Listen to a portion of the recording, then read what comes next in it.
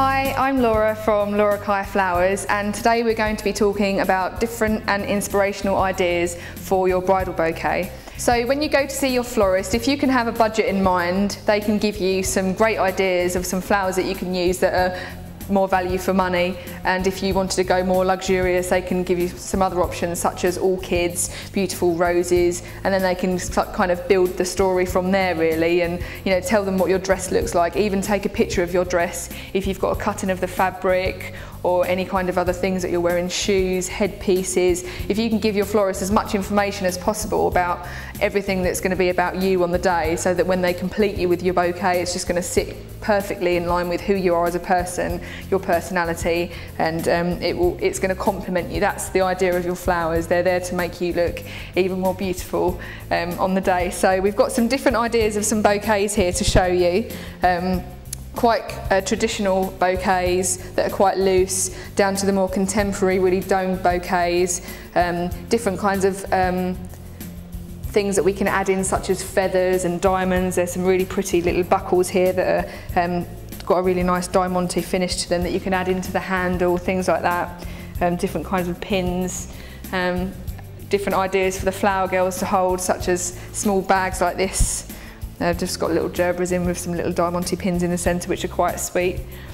And different shapes really as well. If you have an idea of what you'd like your florist to create for you, something more traditional, maybe with a trowel such as this grass, which is quite pretty. If you did like the dome shape and you didn't want to deter away from that because it's quite contemporary, you can just add a little bit of a traditional spin on it just by adding a trail of grass or foliage out the bottom of the bouquet, so it gives the eye something to look down in front of your dress, which is quite pretty.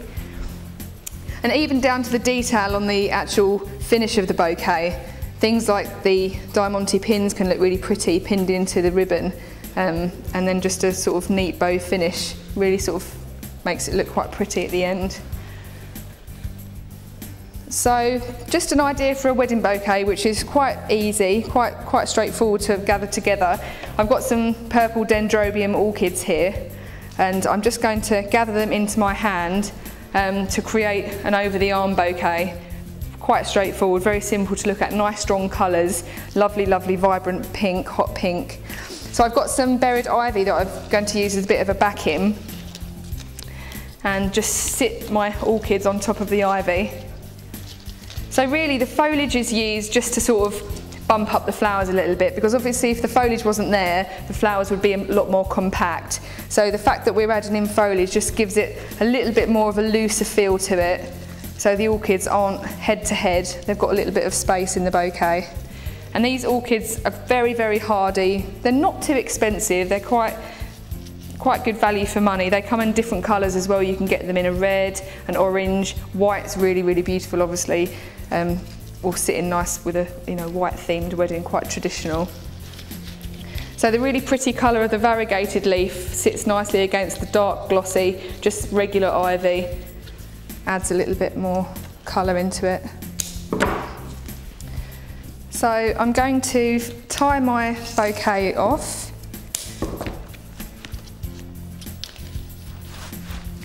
And then using some pretty purple ribbon, we're just going to bind our stems together and pin them.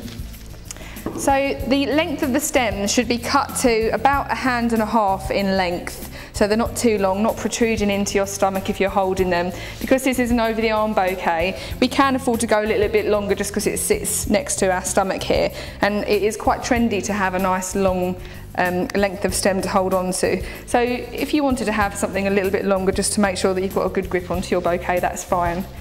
So what we're going to do is just lay our bouquet down, trim all our stems to our desired length, and then we're going to be using this purple ribbon and our pearly headed pins.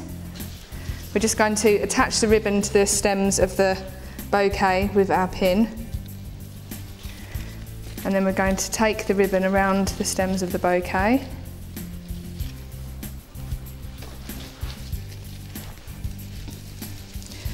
Nice and tightly, so it's holding all our stems in really neatly.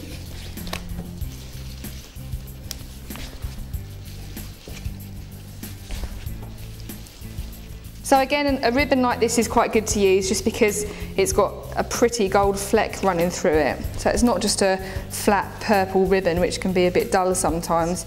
And then using our pearly headed pins, we're just going to pin the ribbon into the stems.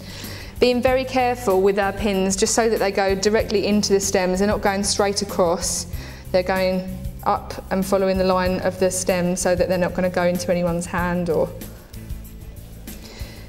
And once you do decide on a ribbon or some accessories like pins and buckles or feathers, you can run that through the whole story of the wedding, so it's a real strong story. All the bridesmaid bouquets have got the same ribbon, headdresses, you know, even buttonholes have the same pins, same really lovely strong colours, and it just sits nicely, quite nice and neat and tidy to hold. So, and it's got a lovely finish with the ribbon as well.